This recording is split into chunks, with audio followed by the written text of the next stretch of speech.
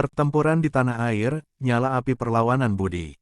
Agresi militer Belanda 1 dan 2, tahun 1947 dan 1948, membakar seluruh penjuru Nusantara. Di sebuah desa kecil di Jawa Tengah, yang diselimuti hijaunya sawah dan rimbunnya pohon jati, seorang pemuda bernama Budi berdiri tegak. Ia bukan sekadar pemuda desa biasa, melainkan seorang pejuang yang berani, menjadi bagian tak terpisahkan dari pasukan rakyat yang bertekad mempertahankan tanah air dari cengkeraman penjajah Belanda. Ketika agresi militer Belanda 1 meletus, suara tembakan dan deru tank mulai merayap mendekati desa mereka. Kecemasan menyeruak, namun tidak melumpuhkan semangat Budi dan rekan-rekannya. Mereka tahu, desa ini adalah rumah, adalah martabat yang harus dipertahankan hingga titik darah penghabisan. Siapkan senapan kalian. Jangan biarkan sejengkal pun tanah kita diinjak penjajah. Seru Budi kepada pasukannya, suaranya bergetar namun penuh keyakinan. Ingat, kemerdekaan bukan hadiah, tapi harus direbut. Kita berjuang demi anak cucu kita. Rekan-rekannya mengangguk, mata mereka memancarkan tekad serupa. Dengan strategi gerilya yang sudah mereka rancang matang, mereka bersembunyi di balik semak belukar, pepohonan, dan bahkan di balik gundukan tanah, siap melancarkan serangan mendadak. Tahan, jangan tembak sampai mereka mendekat, bisik Budi kepada seorang rekannya, Parjo, yang tangannya sudah erat menggenggam bambu runcing. Terdengar langkah kaki berderap dan suara perintah dalam bahasa Belanda. Pasukan musuh, bersenjata lengkap dengan senapan otomatis dan granat, perlahan memasuki desa. Ketika musuh berada dalam jangkauan optimal, Budi berteriak lantang, serbu. Merdeka atau mati, suara tembakan bersahutan, panah melesat, bambu runcing menancap, dan teriakan pertempuran membelah udara.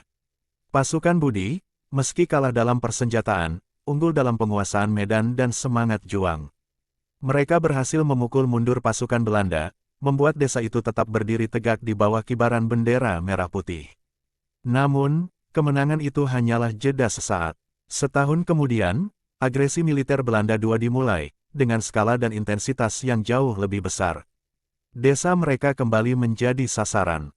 Kali ini, pasukan Belanda datang dengan kekuatan penuh, menghujani desa dengan mortir dan serangan udara. Budi, mereka datang lagi, lebih banyak dari sebelumnya. Teriak Parjo, napasnya tersengal-sengal saat mereka bertahan di balik reruntuhan rumah. Asap membumbung tinggi, menutupi langit. Suara ledakan memekakkan telinga. Desa yang mereka pertahankan mati-matian kini luluh lantak. Budi melihat dengan pedih bagaimana rumah-rumah terbakar, dan penduduk desa berusaha menyelamatkan diri. Kita tidak bisa menahan mereka di sini. Kita harus mundur ke hutan. Perintah Budi, suaranya parau menahan amarah dan kesedihan. Jangan menyerah. Pertempuran ini belum berakhir. Dengan berat hati, Budi dan pasukannya terpaksa meninggalkan desa yang tercinta. Mereka mundur ke hutan belantara, menjadikan setiap pohon, setiap semak, sebagai benteng perlawanan. Di sana, di bawah naungan dedaunan lebat, mereka terus merencanakan serangan. Kita akan terus berjuang dari sini, kata Budi pada malam hari, saat mereka berkumpul di sekitar api unggun.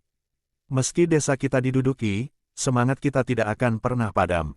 Kita akan terus melakukan sabotase, menyerang pos-pos mereka, membuat mereka tidak tenang. Bagaimana jika kita tidak pernah kembali? Tanya seorang pejuang muda, Mat, suaranya terdengar ragu. Budi menatap Mat, matanya memancarkan keteguhan. Kita mungkin tidak melihat hasilnya besok, Mat. Tapi setiap tetes keringat dan darah kita adalah pondasi untuk Indonesia merdeka yang sesungguhnya. Percayalah, perjuangan kita tidak akan sia-sia.